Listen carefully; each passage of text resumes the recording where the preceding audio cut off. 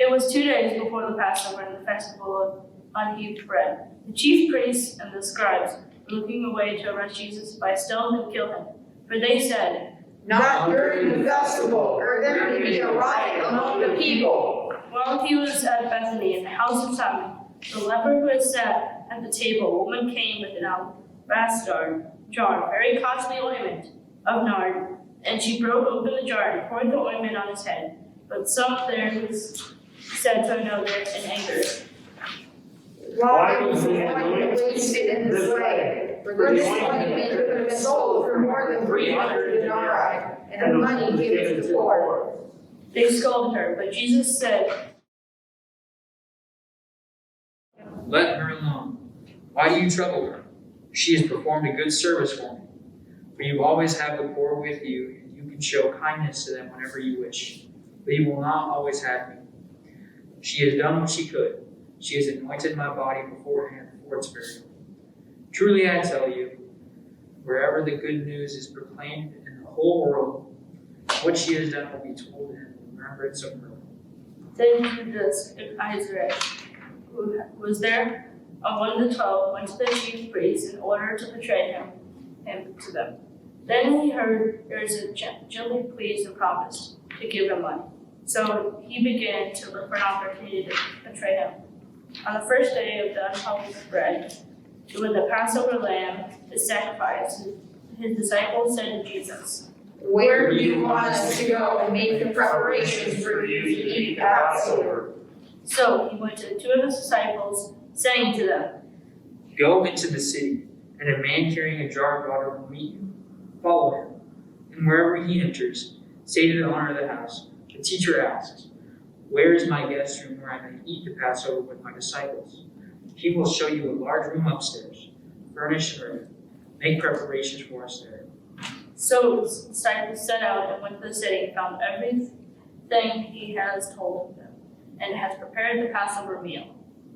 When at the evening he came with the 12, and had taken their place, and they were eating, Jesus said, "Truly I tell you, one of you will betray me, one who is eating with me." They began to be distressed and to say to him one after another, "Surely not I." While he was eating, he took a loaf of bread, and after blessing it, he broke it and gave it to them and said, "Take, this is my body." Then he took a cup, after giving thanks, he gave it to them, and all of them drank it. He said to them, "This is my blood of the covenant, which is poured out for many. Truly I tell you, I will never again drink of the fruit of the vine until that day when I drink it in the new kingdom of God."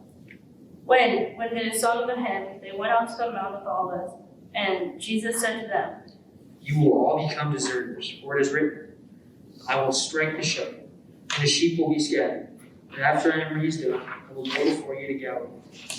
Peter said to them, "Even though all came to this, I will not."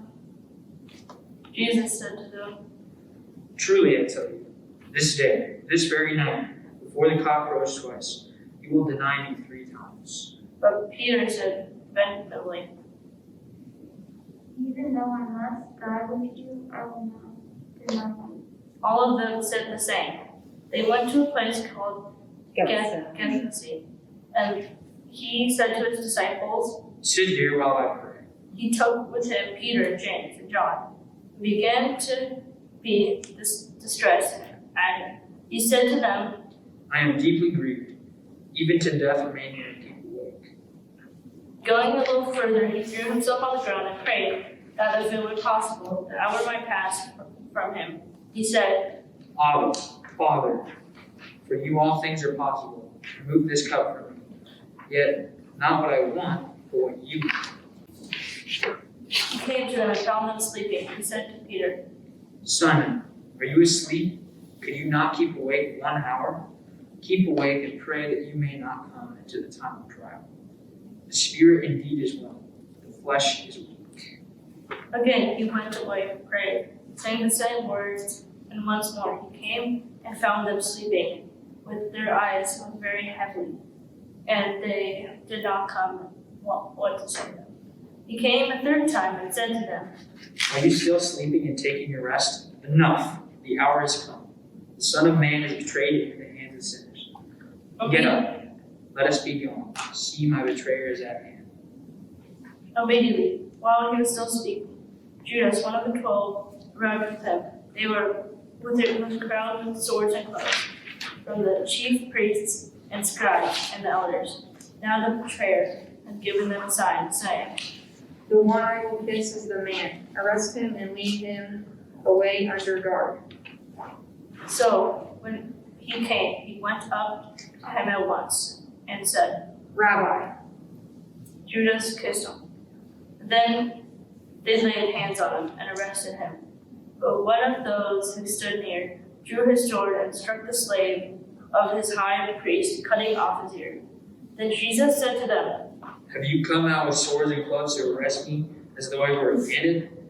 Day after day I was with you in the temple teaching, and you did not arrest me. But let the scriptures be fulfilled. all of them deserted him and fled. A certain young man was following him, wearing nothing but a linen cloth. They caught hold of him, but they left the linen cloth and ran off naked.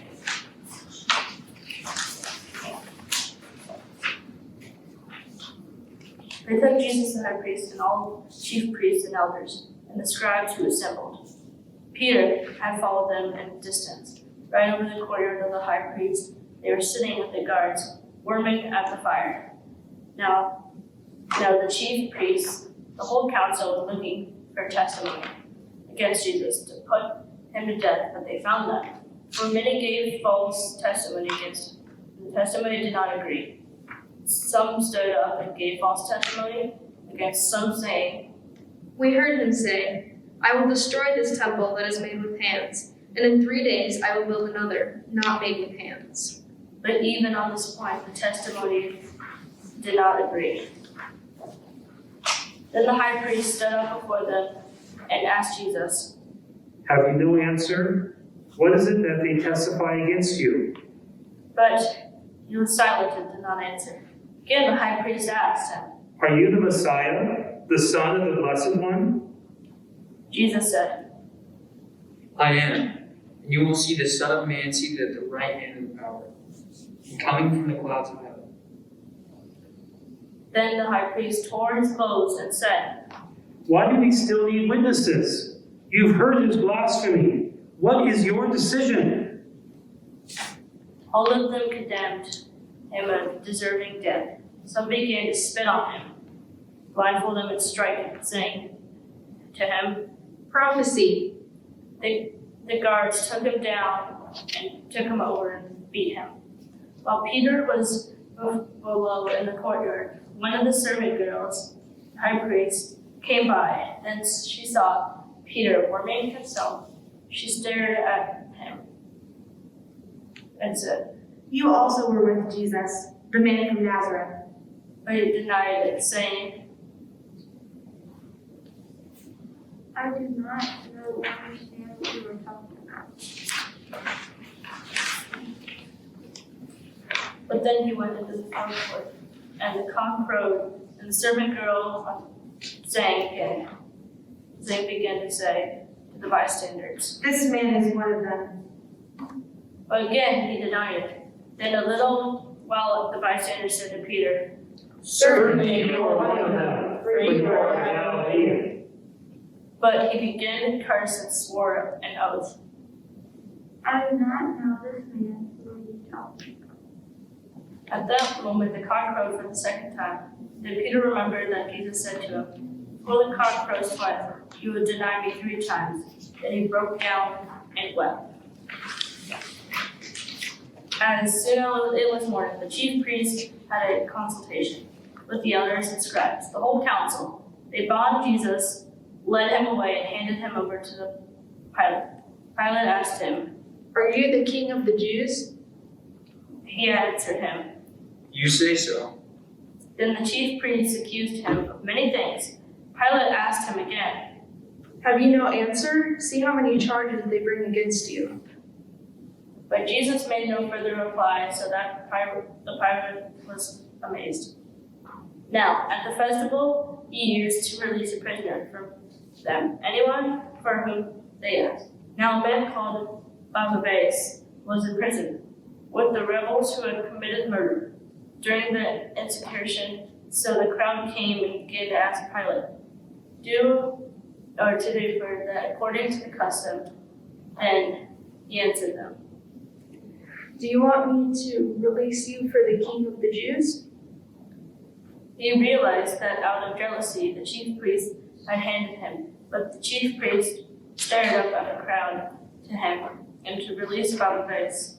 And instead, Pilate spoke and then said to them, Then what do you wish me to do with the man you call the King of the Jews? They shouted back. Crucify him. Pilate asked them, Why? What evil has he done? but they shouted all the more. Crucify him. So Pilate, wishing to satisfy the crowd, released Barnabas for them, and after flogging Jesus, they handed him over to be crucified. And the soldiers led him to the courthouse of the palace, that is the government's headquarters. And they called together and the whole court, and they clothed him in a purple cloak. And after twisting some thorns into a crown, they put him on him and began insulting him. Hail, King of the Jews. They struck him on the head with a red spat upon him and knelt down and homered into him. After mocking him, they stripped him with the purple cloak and put his own clothes on him. Then they led him to crucify him. They compelled a passerby who was coming in the country to carry his cross. It was Simon of Cyrene, and his father Alexander and Rufus. Then they brought Jesus to the palace called Golgotha, which means the place of a skull. They offered him wine mixed with myrrh. He did not take it.